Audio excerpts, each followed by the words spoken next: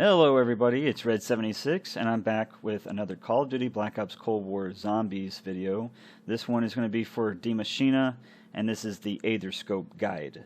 The Aetherscope is going to help you locate the spectral reflections, in other words the ghosts, and help you with the main quest. So the first thing you need to do is get the power on. Don't forget the two switches in the Particle Accelerator room, the Cyclotron Resonator and the Hydro-Energy Infusion. I think I said all that correctly. After you get the power on, go ahead and activate the Anomaly, and then you're going to travel back to the Dark Aether, and then you'll need to find the Pack-a-Punch part. Go put that on, forge the Pack-a-Punch machine, and now you're set to search for the parts. There are 3 random anomalies that will spawn into the game. For my game, it was the main power. And if it's the main power that you see as far as the anomaly, use that anomaly. Go into the Dark Aether, and you'll need to go to the Particle Accelerator, and there's a part for the Aetherscope in there. If the anomaly doesn't spawn in the main power, then you need to go check the penthouse. If it's there, then you need to use that one and look in the yard for the first part. If it's not either of those two, go to the pond, and then you'll need to check the crash site on top of the plane. So I've done the main power one. I've located that first part over by the tunnel portal thing. But I wanted to see if that other part would spawn here in the yard, and it doesn't. I was just trying to show that that part will usually spawn right there underneath the stairs. But it didn't spawn there. I just was curious if I could use the anomaly to go to any one of them, but you have to go to this one first if it's main power.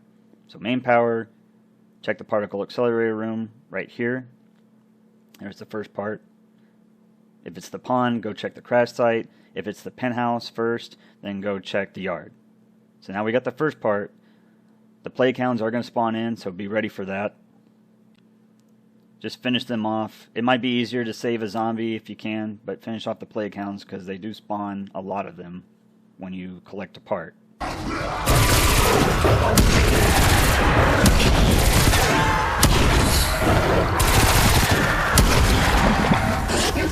If you take too long to get the other 2 parts, because you can get all 3 within being in the Dark Aether at once, if you take too long, it'll obviously send you back to the real world. Just locate, after maybe a round or so, locate the next anomaly. So for me, because it dispatched me back to the real world, I only got 1 part.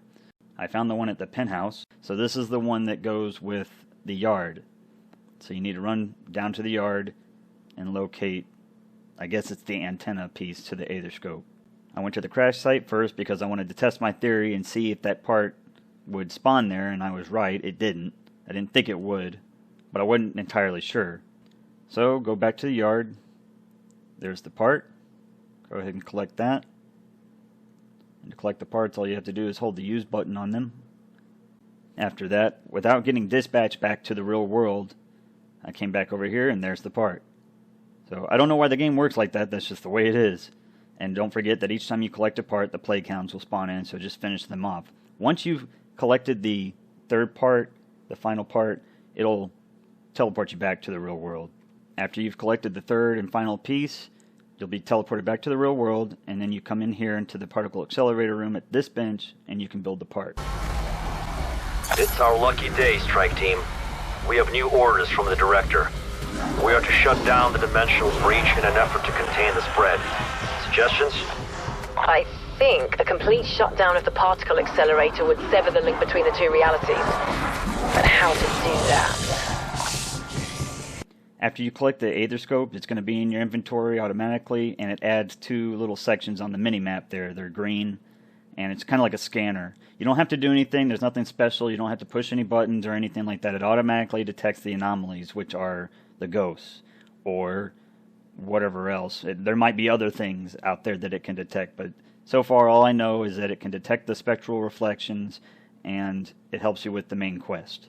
Of course, there may be other Easter eggs in this map somewhere that we haven't found yet that the Aetherscope is able to detect or help us find. Anyway, that about wraps it up for this video. I hope this helped you out in finding all the parts, and I hope you have a better understanding of it, because I was a little confused until I did this a few times, and I watched other people's videos, which helped me out immensely, but it was still a little confusing as far as the anomalies and which one to take and all that.